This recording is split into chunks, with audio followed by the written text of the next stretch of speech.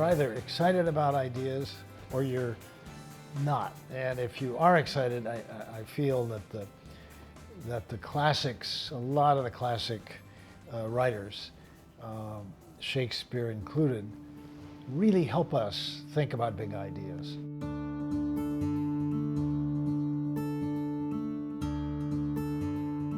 I brought in some things that had previously been either not there or hadn't been important. Some psychological work. I had finished the book Paradox of Success, and there was a lot of Jungian psychology in that book. And I even experimented with a little poetry, which was pretty risky at Aspen in those days. And also more diverse writing, writers and writing. All my moderating at Aspen was done with, Locke and, Plato, Aristotle, Locke, Hobbes, and so on. And now The Good Life has poetry. And I'm thinking, oh man, I haven't done poetry before, but you do it and you see how it works out. And that's not a huge risk, that's not cave dive, but it was, for me, it was a risk of, it was always that little risk of failure, like, I didn't do that very well, I didn't get it. One of the reasons that we set up this seminar, Pete Thigpen and I, was to allow people to be in the company of other people their age or their circumstances, and to find out what discovery, self-discovery, can feel like.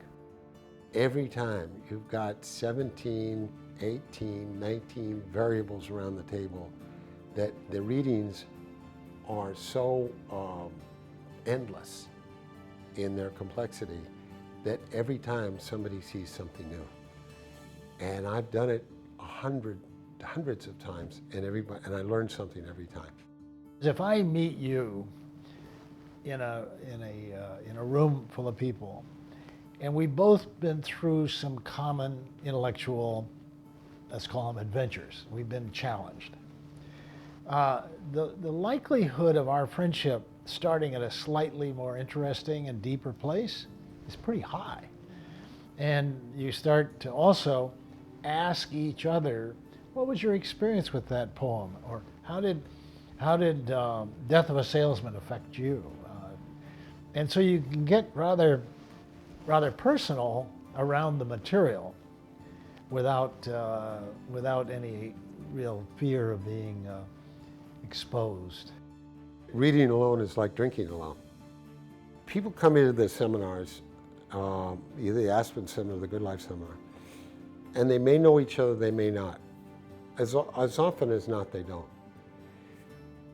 But the amazing thing is, after 5 or 6 sessions, these people have a connection, a kind of a relationship that they don't have with a lot of their friends, because there's more authenticity around the table than there is at a cocktail party.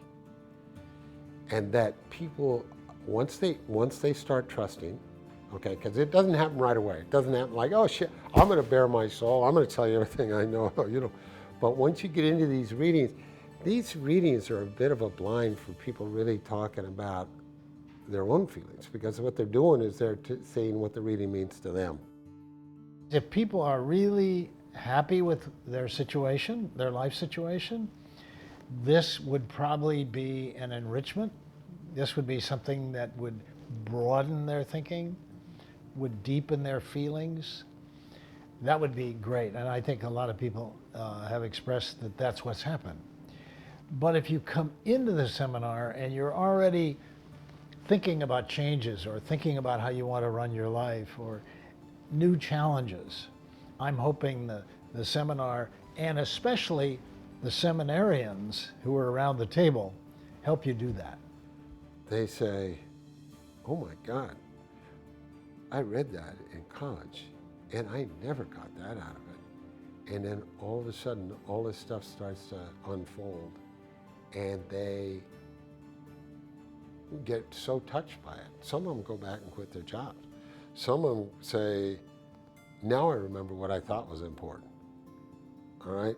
So for me is that they discovered that they're no longer living authentic lives. They're not becoming who they want to be. To me, it's that combination of discovering something about yourself, something about your interest, something about your challenges that makes the seminar especially exciting.